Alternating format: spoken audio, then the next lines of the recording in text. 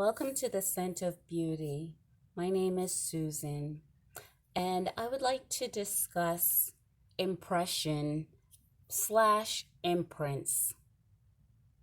Exciting parents with a newborn baby might get an imprint of their baby's hand and feet. Two other impressions came to mind.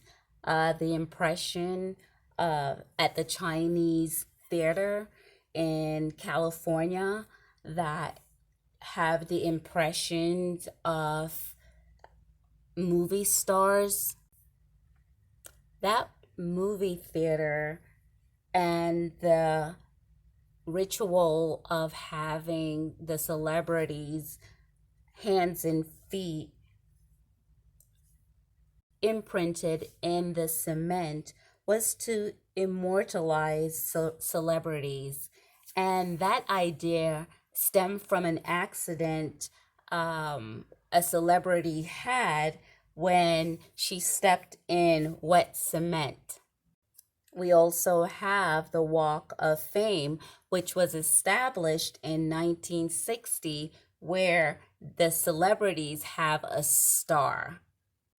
All three examples are really just a form of commemorations and to commemorate events, which is in Latin, it's simplified as to remember, bring to remembrance, and it's also all thought of as altogether. But there's also an imprint, an impression that is in our muscle memory. That's what I really want us to focus on today.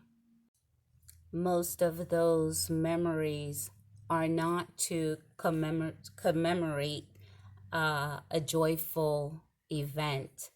Most of the memories stems from our experiences of pain and suffering. How many mornings have we woke up and immediately started looking at those impressions? The light of day usually come with images of brokenness, fractures in our psyche, that it's almost an undertone, a baseline as we get ready to start our day. This is the image and the imprint that we start off replaying. A radiologist is a medical doctor specially trained to interpret x-rays and other imaging tests.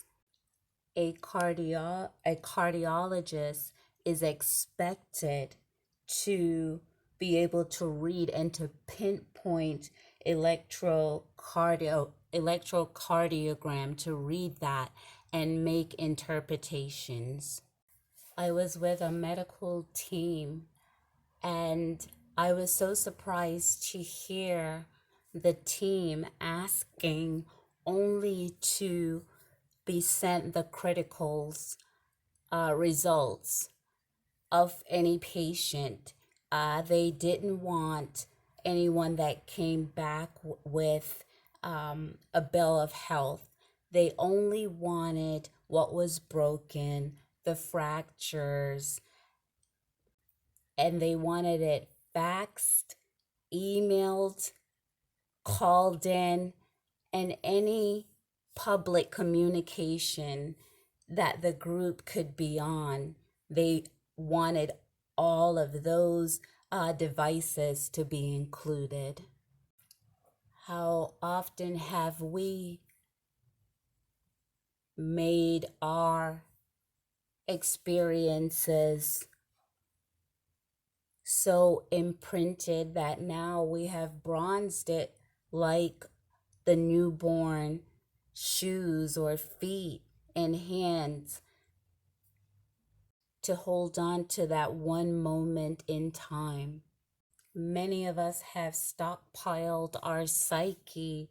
We have hoarded these imprints, and we scrutinize these impressions, looking so uh, in depth for the brokenness, for those places that we deemed ourselves so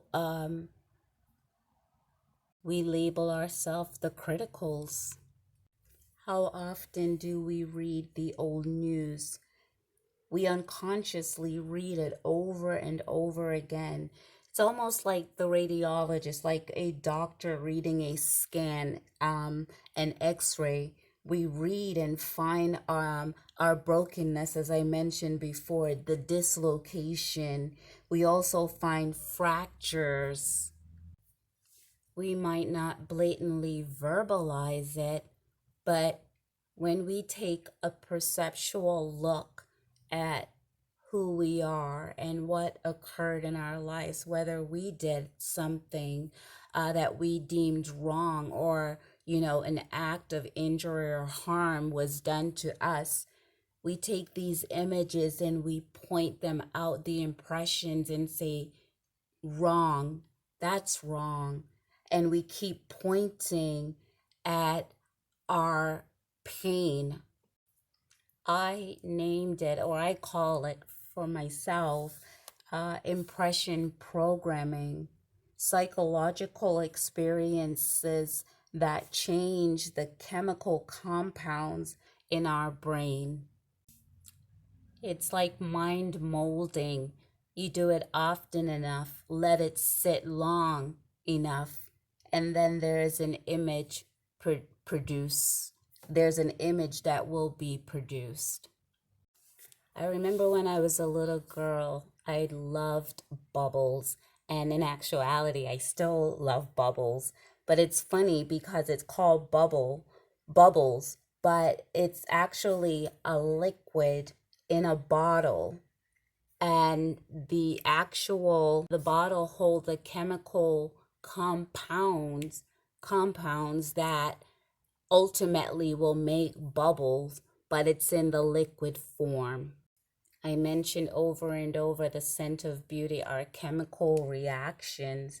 So when our minds produce an image, an experience, and we fill it with emotions, it's like filling the straw that comes in the bottle that's called bubbles.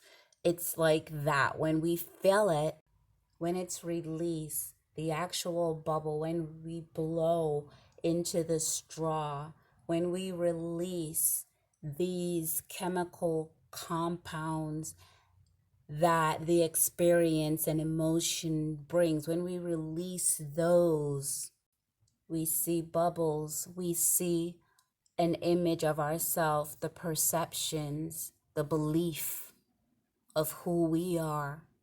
Impressions of ourselves do come alive.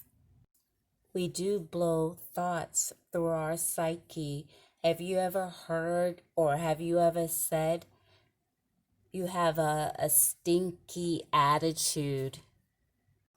A scent is used to describe a behavior, an unpleasant scent.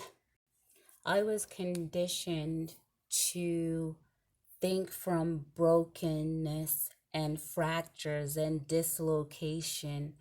But what I realize is that I could start from the premise, from the actual truth, which is there is nothing broken. We're whole. And it's just like the doctor, a radiologist, for instance. The radiologists have to know a whole and healthy anatomy in order to interpret brokenness. So we come from the concept of wholeness, then we wouldn't be so fixated on the brokenness. I'm here to say today it's inconclusive evidence. If we're alive today, all of the evidence that was stacked up prior to our present moment is inconclusive because we are alive. So many of our yesterday's experiences have been having the last word, conclusive word, the final result. The results have been phoned in, emailed, faxed, making sure that it is well documented and as many people know about it as possible. The predisposition for failings. We have the ability to change our chemical reaction, our psyche. Our neurotransmitters are just waiting. Our chemicals, reactions that we can now change. We have the ability. There is chemical messengers that is just waiting for the signals for one neuron to fire off a chemical reaction to our synapses and target another neuron so that our receptors can receive another message. It's not always a mayday, mayday. We have over 200 chemical messengers. That's a lot, and we might have utilized one or two, 100, or even less than that. There are more. So we have hope. The impression and imprint that we have held up to the light, like we're like doctors. I know I've held up these impression to the light like I'm a doctor looking at the best way to treat myself. I found the best treatment is kindness, self-respect, love, gentleness. And as I fill my mind with these thoughts and fill my life with these experiences, I get filled. My chemical reaction is filled with inspiration. And when I blow and when I release, when we release, then we have an opportunity to present the scent of beauty. Change the impression, the belief. And once we change the belief to support our wholeness instead of the counter, which is that support brokenness, our psyche becomes inspired to produce life. The impression of your aura, we can change that, and it could smell so beautiful, not for others, but the scent of beauty for ourselves. What a gift. We're worth it. Thank you.